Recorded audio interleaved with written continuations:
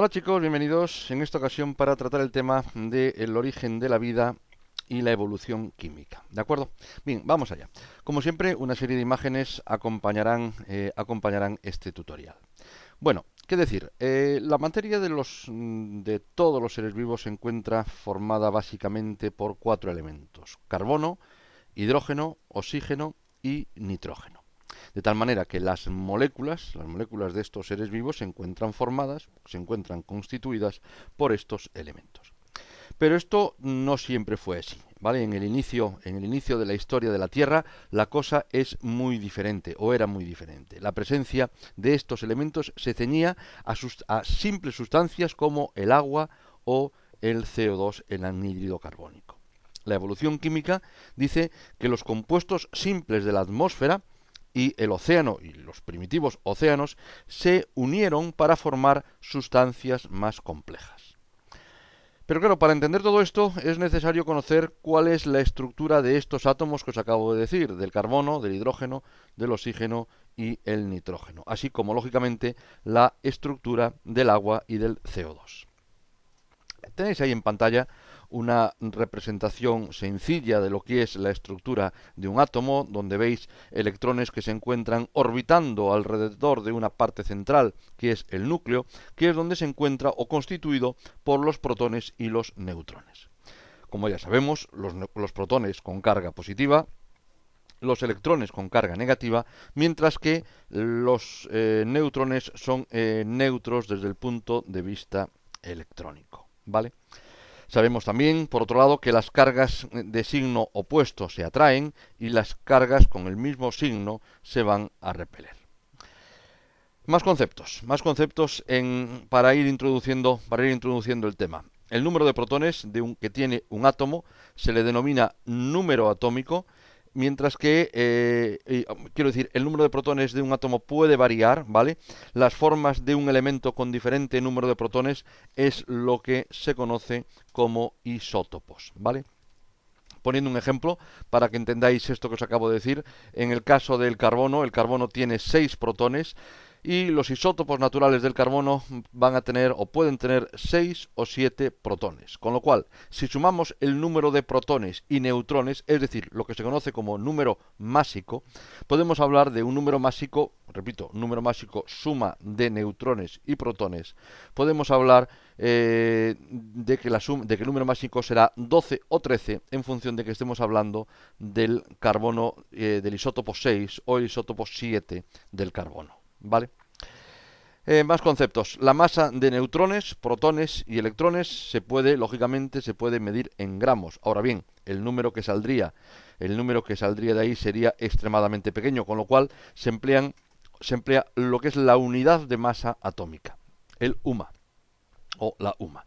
La masa de protones y neutrones puede decirse que viene a ser similar, viene a ser idéntica, con lo cual hace que se igualen a un UMA, a una unidad de masa atómica. Por lo tanto, teniendo en cuenta esto, si cogemos los dos isótopos que os acabo de decir, los isótopos naturales del carbono, el carbono 6 o el carbono 7, en el caso del carbono 6 tendrá una masa de 12 UMAs, mientras que el carbono 7 estaremos hablando de 13 UMAs, ¿vale?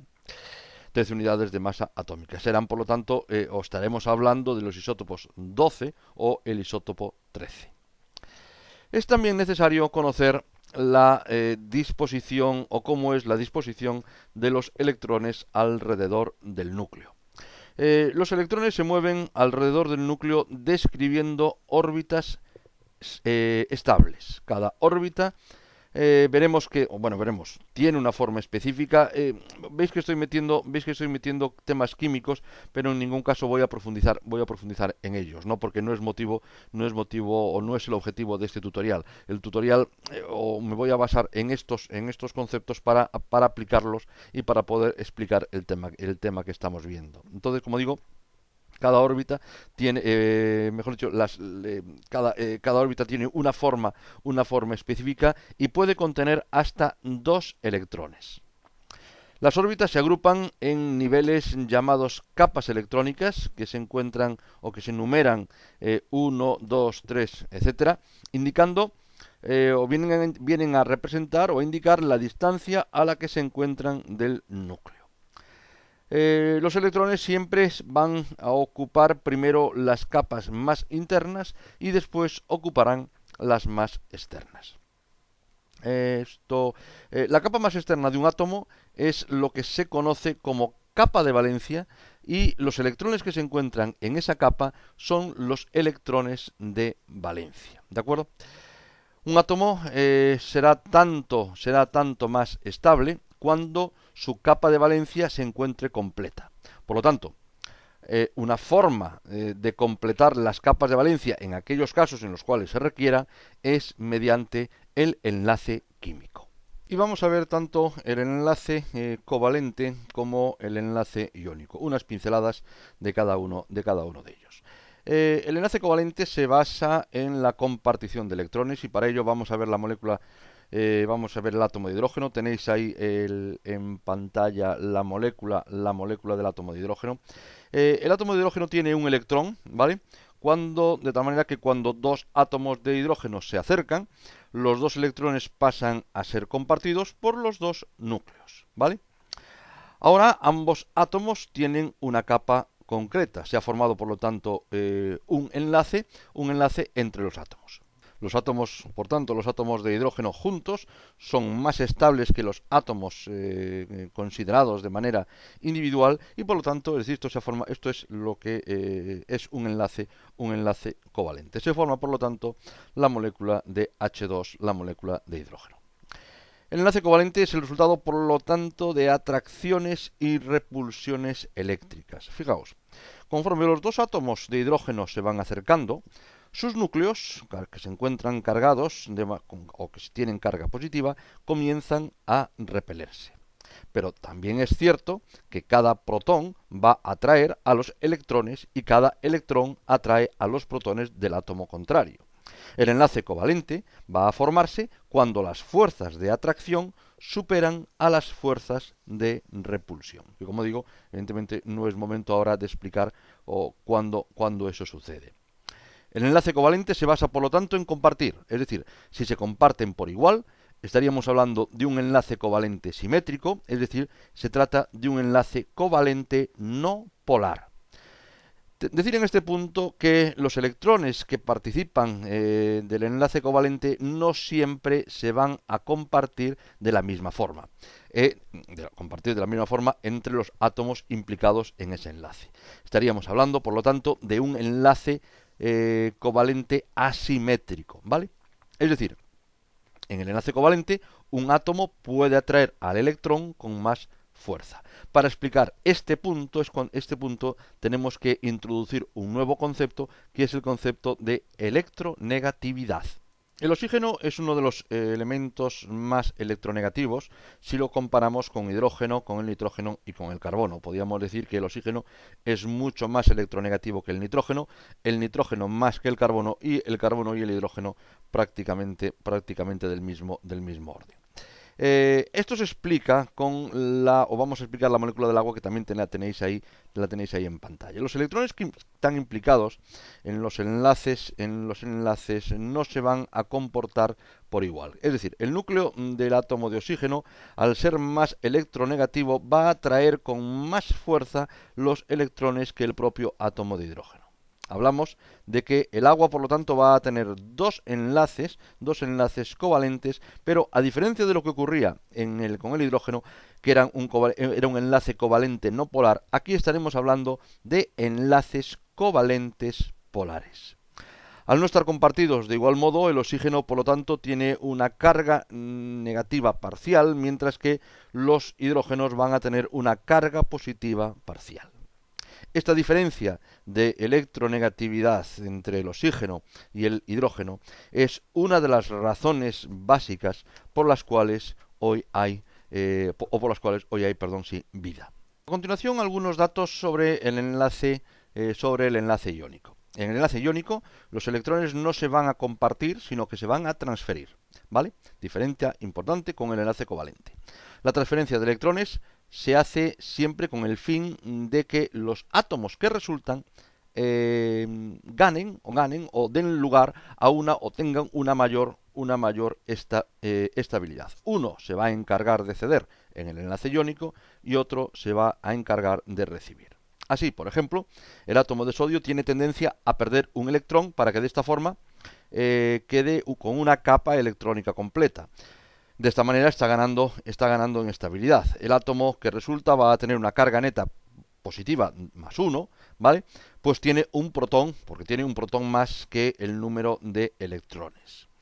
Al ser un átomo con carga, hablamos en este caso o hablaremos de ión, es decir, cuando el átomo deja de ser neutro y adquiere carga, bien sea positiva o bien sea negativa, en este caso positiva, estaremos hablando de un ión. Y como es positivo, estaríamos hablando de un catión, en este caso el catión sodio. Por otro lado, el cloro tiene tendencia a ganar un electrón para conseguir capa completa, igual que antes con el sodio, ¿no? Hablaremos en este caso de un ión, en este caso el ión cloro, y al tener carga negativa hablaremos de anión, ¿vale? El átomo tiene un balance, por un lado hay un balance de carga -1 y por otro lado hay un balance de carga +1, ¿de acuerdo? De tal manera que ahora cuando sodio y cloro, mejor dicho, cuando el catión sodio y el anión cloro se combinan para formar el cloruro sódico, los átomos se adquiere o se gana en mayor estabilidad y los átomos se disponen en una estructura cristalina, ¿vale? Compacta, y compuesta por cationes de sodio y aniones de cloro. Entre ellos existe se ha ganado mucha estabilidad y entre ellos existe una fuerte atracción, lo cual se ve reflejado en la dificultad para romper el cristal que se ha formado de cloruro sódico. Bien, después de haber visto entonces el enlace covalente y después de haber visto el enlace iónico, vamos a ver el diferente grado en el que se pueden compartir los electrones. Bien, en un enlace covalente entre átomos con la misma electronegatividad sería lo máximo de compartición, es decir, se encontrarían los dos electrones perfectamente compartidos entre ambos átomos, como ya os dije antes en el caso del hidrógeno, ¿vale? A continuación vendría la situación en la cual el enlace covalente que se produce entre dos átomos en los cuales uno es más electronegativo que otro, ¿vale? Es decir, ya no son enlaces simétricos, sino que estaríamos hablando de enlaces asimétricos. Son, por lo tanto, enlaces covalentes y enlaces covalentes polares, el agua o el amoníaco, ¿de acuerdo? El NH3. Y por otro lado, estaría el caso en el que existe una cesión total, en el cual estaríamos hablando del enlace iónico, el cloruro sódico. Veis, por lo tanto, desde la máxima compartición, que sería la molécula, por ejemplo, de hidrógeno. Después estaríamos hablando de una situación intermedia, que va a depender de las diferentes electronegatividades de los elementos, es decir, dentro del enlace covalente. Y, por último, en la parte derecha de esta escala, de este grado de compartición, estaríamos hablando del enlace iónico, en la cual no existe compartición, sino que lo que existe es una cesión. ¿De acuerdo? ¿Está entendido hasta aquí la cosa? Vamos a estudiar ahora el número de electrones no emparejados que tienen algunos elementos, por ejemplo el carbono, el nitrógeno o el oxígeno. El carbono tiene en la última capa 4 electrones, en la capa de valencia 4 electrones no emparejados, el nitrógeno 3 y el oxígeno 2. ¿Esto qué significa? Significa que cada electrón no emparejado podrá formar un enlace covalente. Así entonces, el carbono, como veremos más adelante, el carbono podrá formar hasta 4 enlaces covalentes, por ejemplo la molécula del metano, CH4. El nitrógeno puede formar 3, como sería la molécula del NH3, el amoníaco. Y el oxígeno puede formar 2, que estaríamos hablando, por ejemplo, de la molécula del agua. Momento ahora para hablaros por encima de los enlaces dobles y en los triples enlaces. Esto ocurre en los átomos con más de un electrón no emparejado.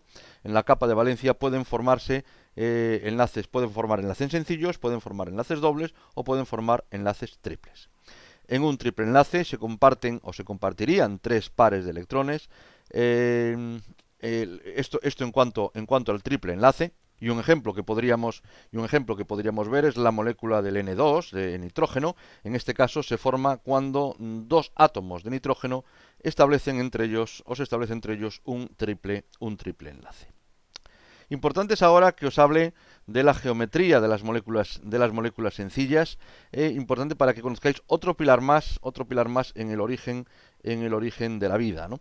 La evolución química sostiene que las moléculas de metano, que por cierto tenéis ahí en pantalla, amoníaco, agua, CO2 y nitrógeno, fueron componentes importantes en la atmósfera y océanos, en los orígenes de la Tierra, y para ello se basan en la observación de que estas moléculas se encuentran en los gases volcánicos de la Tierra y en la atmósfera de planetas próximos.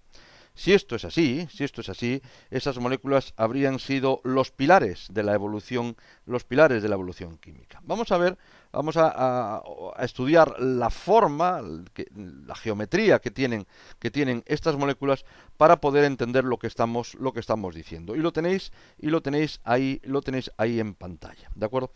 Cuando estas moléculas se combinaron para formar compuestos más complejos, es decir, para dar lugar a moléculas de mayor grado de complejidad.